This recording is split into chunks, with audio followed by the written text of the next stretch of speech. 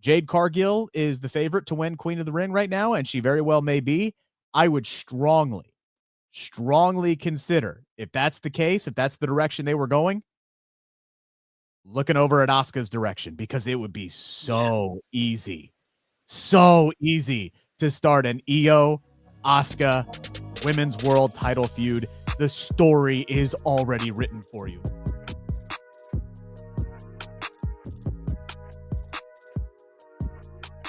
What is going on, good people? Good Friday morning, June 20th, here on the Takedown on SI YouTube channel. Rick Ucchino and SP3 tagging in for Zach Haydorn on this week's episode of the Discussions. Zach is on a well-needed, well-deserved vacation. He'll be back next week. Apologies that we missed last week, by the way, because StreamYard decided to bug out and have a major just worldwide drop for several hours, and that was literally the only window that Zach and I had to record something that week. So unfortunately we missed it, but we are back this week. SP3 here. I appreciate him, and unfortunately I wish we had a better topic today, SP3, but the women's division in WWE specifically has kind of got its turned on its head this week due to a very, very unfortunate injury to Liv Morgan that happened this past Monday on Raw.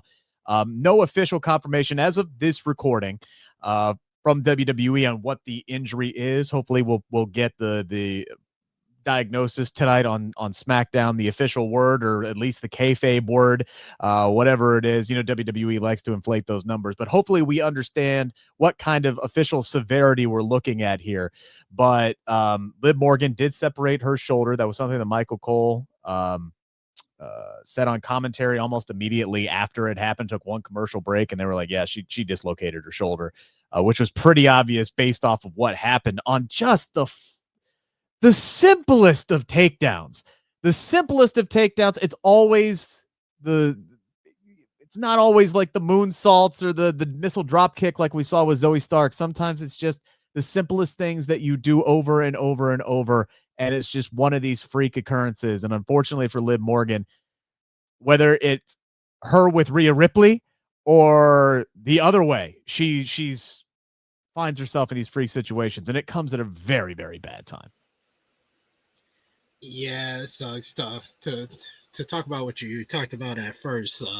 Sorry about not having a takedown discussions last week. At least you guys weren't live like I was and had to do 2 recordings on that day because StreamYard decided it wanted to cut out in the middle of our show and cut our feed. But no. This is why. This is why Takedown Discussion is smartly pre-recorded, y'all. So thank Rick and Zach for doing that.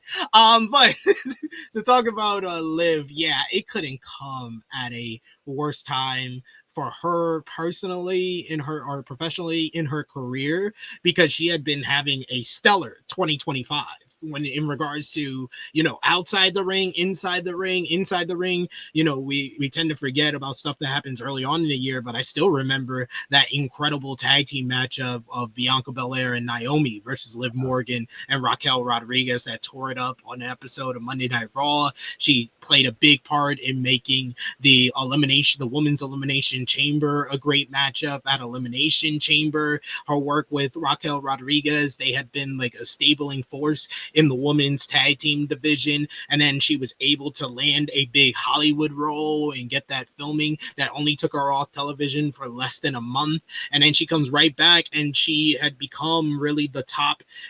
She's been the top heel of the women's division for over the last year, but it really felt like at this point in time, she had really started hitting her stride in that regard, because she was a centerpiece of so much of the storytelling of what is now the best women's division in all of wrestling on Monday Night Raw, with the likes of Rhea Ripley, Io Sky, Stephanie Becker, Roxanne Perez, Asuka just came back, and the list goes on and on and on. But Liv had been playing a crucial role in so many significant stories, whether it's Nikki Bella returning and she needs to go against a prominent heel before the build-up to Evolution starts getting on, and it was either going to be Liv versus Nikki Bella or the Bella Twins reuniting against Liv and Raquel for the WWE Women's Tag Team Championship. She started in the first segment on Monday Night Raw this week, a program with Io Sky, which has been building for the last month or so with backstage segments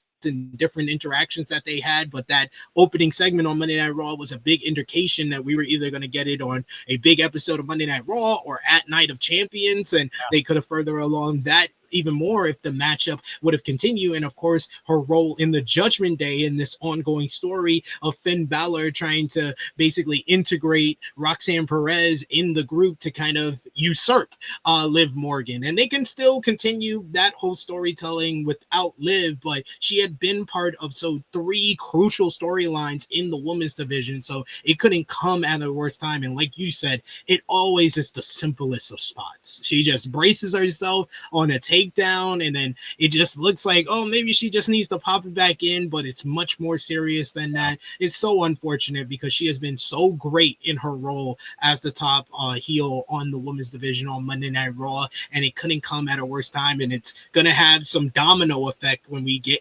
into Evolution building season, which already really begun with her segment with Nikki Bella the week prior. So yeah, I mean, we got a little over 3 weeks until Evolution, and I don't know if I said it at the top of the show, but the reported diagnosis on Liv is basically said worst case scenario for Fightful Select and PW Insider both confirming that she's going to need surgery. And this is sounds very eerily familiar to the injury she suffered in 2023 that ended up taking her out for 6 months until she returned at the Women's Royal Rumble in 2024 and really kickstarted this big run that she has been on for the last 18 months. So yeah, it sucks, but I think the saving grace here for WWE, and you talked about it, is the depth on the Monday Night Raw women's division. Like you rattled off 8 names and didn't even bring up Becky Lynch, Lyra Valkyria, or Bayley. I mean, it is a treasure trove. I mean, an embarrassment of riches. And this is why it's kind of embarrassing at this point. I'm going to need Shawn Michaels to stop calling the NXT women's division the best women's division in wrestling. Because it's just not true. It's just not true anymore when you look at Monday Night Raw. It's hollow. Exactly. Like, it comes off hollow when they got Blake Monroe in her first real in-ring promo saying that nonsense. And I'm up here looking like, no, it's not.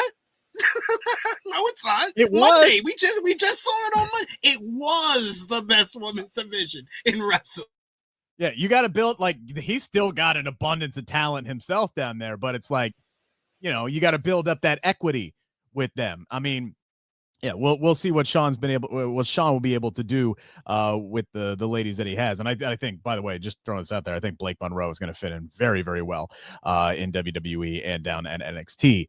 But as far as Evolution is concerned, I think another saving grace, and you kind of alluded to it there, for this story in particular, they already have the perfect story in place. Like, I don't think they need to have too big of an adjustment. Maybe, just maybe, you got to come up with something else for Io Sky, and I got an idea for that. But as far as Judgment Day and the story with Finn and the tag team match with the Bellas, for me, this is a simple fix. Roxanne Perez gets inserted in Liv Morgan's spot. I think that is the simplest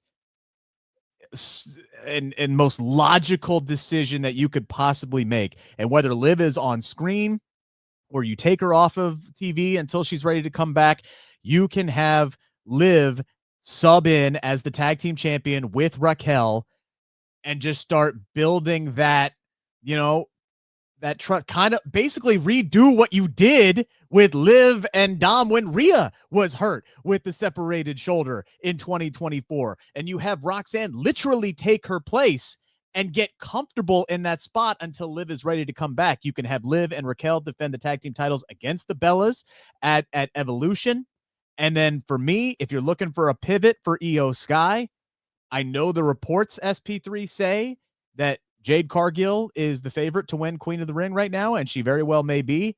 I would strongly consider, if that's the case, if that's the direction they were going, looking over at Asuka's direction, because it would be so easy to start an Io Asuka women's world title feud. The story is already written for you. Like, there are two rock solid decisions that they could take. They probably won't take them, but they're right there. They're the lowest hanging fruit, and I think they would both be great. Yeah, as far as like Queen of the Ring, I would definitely say that Asuka would be my pick out of the 4 women that's remaining. Because on tonight's Friday Night SmackDown, we got Asuka versus Alexa Bliss. I think Asuka's should be the favorite to win that one. And then Monday, you got Jade Cargill versus Roxanne Perez, and that can go either way, honestly, when it comes down to that. But I think Jade would be the favorite because Jade has been very well protected in singles competition. But I feel like, the winner of the Queen of the Ring is getting the title opportunity at SummerSlam, and I think that would fit better with Asuka getting the title shot there. Whereas Jade Cargill, we've already had the report that Jade Cargill is supposed to get a big push heading into Evolution. She's going to be a big part of Evolution. I think what she should be doing at Evolution is getting a shot at Tiffany Stratton and the WWE Women's Championship at that show. Not to build to SummerSlam. She should be getting the shot at the WWE Women's Championship at that show, because it puts together a perfect scenario of the best character in the women's division, Naomi, cashing in on Jade after she wins the title in her hometown to get as much heat as possible and further along and reignite the flame of that rivalry with Jade and Naomi. As long as we can get her actually like opening up the briefcase and like using some of these weapons that she's been carrying around. Like, have you seen her social media posts where she's got like nunchucks and a taser and all this other stuff? Like this, like we already got Goldberg night of Saturday night's main event weekend. Like, give me a cattle prod spot. I will take a good old cattle prod spot. I'm here for it. Naomi just zapping Jade Cargill and then hitting her with a rear view and pinning her to win the world title. Inject it into my veins. I need it. I'm here for it. Get her as much heat as possible. So yeah, that's what I would do. I would have Jade get the shot at Evolution. But yeah, I like really the one that kind of needs more help, honestly, is SmackDown. And SmackDown didn't even lose anybody. Like, Raw is gonna be all right, regardless of like we gave all our praise to Liv Morgan, and yeah, she's been such a crucial part of the Raw roster. But like you said, I named like 5 of the top ladies, and I forgot Becky Lynch, the GOAT. I forgot Bayley, one of the most reliable in-ring performers. Lyra Valkyria, that's been killing it in this rivalry with Becky Lynch, and they look like they're on the road to probably a triple threat match at Evolution. The women's division is going to be perfectly fine, and it's just a matter of when Liv Morgan will come back or how they use her, because like you said, they could keep her on television and she just has the arm sling, and she could continue the storytelling of what's going on with Finn integrating Roxanne into the Judgment Day, and she's getting closer to Raquel because she's going to be the replacement for Liv. I wouldn't want them to beat for beat tell the same story of like Roxanne seducing Dom, because I don't think that Roxanne would do as well as Liv did in that kind of seduction of Dom type of story. And plus, I need Triple H to tell different stories, because he's been telling the same story with the Bloodline for like 4 years. And he's only been in power for 3 of them, but he's been telling the same story with the Bloodline forever. Like, he just keeps retelling it. So tell a different story with the Judgment Day, please. Like, have Roxanne get closer to Finn and Fane getting with Dom, just to keep him occupied and distracted as she integrates herself into it. So I think the whole Dom thing, like the way I read into it, and I do this where I try to like read between the lines of what WWE actually shows us and what may actually be happening, right? The whole I'm going to seduce Dom with the chicken nuggets thing, that's totally Finn going, hey, this worked for Liv. Why don't you try that and see if you can sweet talk your way in while she's gone? Well, now Liv is gone. Gone. Like, she doesn't have to sweet talk Dom. She doesn't have to win over Dom. Now she's got to win over Raquel and, work her way into there. So you can kind of almost completely abandon the whole, seducing Dominic storyline, and just have him be like a lost sick love puppy, and maybe even have that be a reason why he loses to AJ Styles at Clash of Champions. Like, there could be a lot of ripple effects, honestly, for the Judgment Day for this. So it is going to be interesting to see where things go and what Triple H decides to do. But man, like, I hear that report from WrestleVotes where they're like, man, we got to completely like blow up the Evolution card. And I'm like, yeah, I can understand that. But at the same time, I'm like trying to analyze everything. I'm like, I wouldn't necessarily use that description. I'd say, yeah, you sub in Roxanne for Liv, and I think you're going to be fine as far as Evolution is concerned.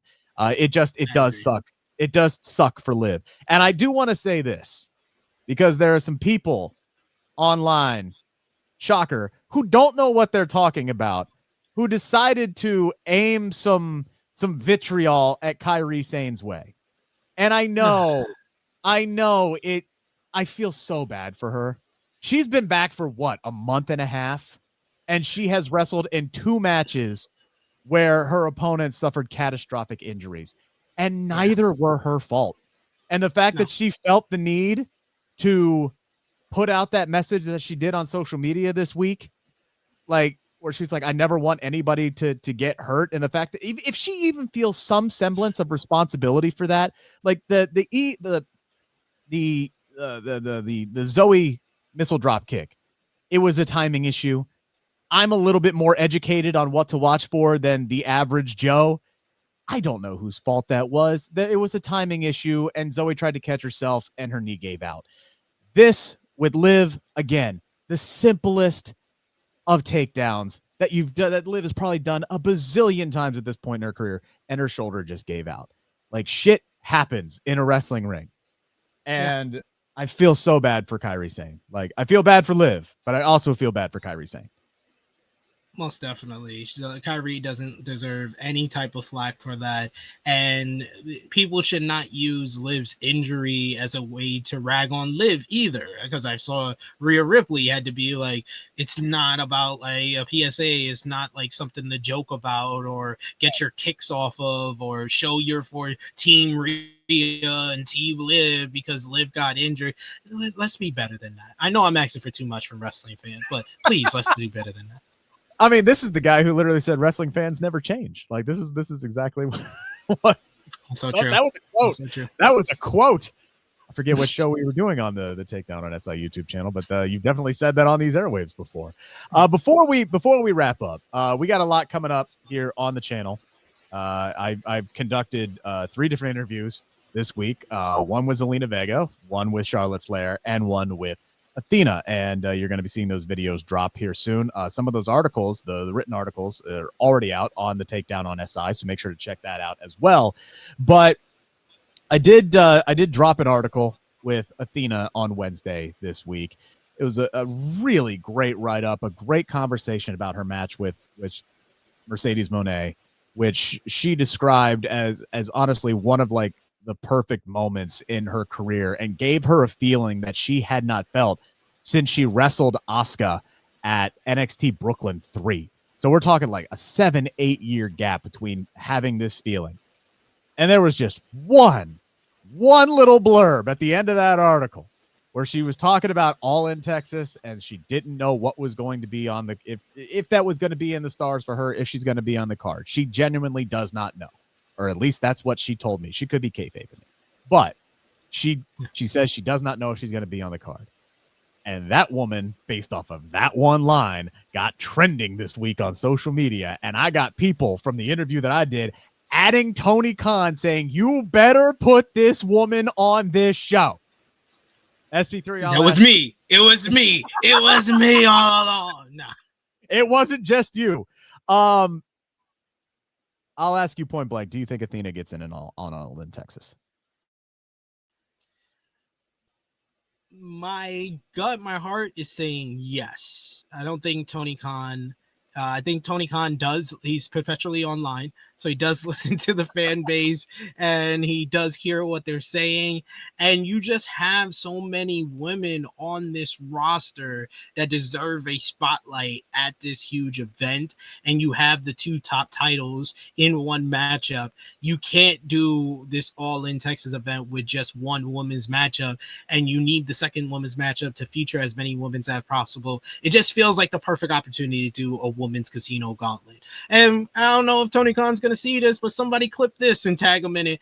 Just make a women's casino gauntlet, because that's the best way you could get your Willow Nightingales on the card, your Chris Statlanders on your card, your Teklas, your Queen Amanda's, your Jamie Hayter if she's healthy, but most especially Thunder Rosa and Athena, because I know for sure it's looking like they are going to be one of the headline matches at Super Card of Honor, and Super Card of Honor should be one of the better shows that week, but they deserve to wrestle in Globe Life Field. Athena was a part of the original announcement for All In Texas. If you're not going to do Athena and Mercedes Moné, like many of us wish for months that would be the matchup at All In Texas, you're going with your ace number one women's matchup possible with your two biggest stars, with Mercedes and Tony. Put Athena in a women's casino gauntlet. Let her get the spotlight for 2 to 3 minutes. That's all she's going to need in that great big scenario. Make her the winner. For all I care, I would say Athena should be the winner, because she deserves some type of roses for the job she's done, holding down the fort, being the number one star of Ring of Honor. She's one of the best women's wrestlers in the world, and she deserves to be getting center stage at this big event. I have no problem with everything you just said. I would take it a step further, and I get what you're saying. The casino gauntlet match, great. I would suggest do both. I know there's a Ring of Honor pay-per-view, but that has not stopped Tony Khan from booking Ring of Honor title matches on AEW pay-per-views. Since they are both Texas residents, I would put Athena and Thunder Rosa for the Ring of Honor Women's Championship at All In Texas. Give both women the spotlight that they deserve truly in a one-on-one matchup. Again, I know there's the Ring of Honor pay-per-view that's coming up, and Athena has pretty much been the lockdown star of Ring of Honor for 930 some odd days now at this point. But how many times do we watch?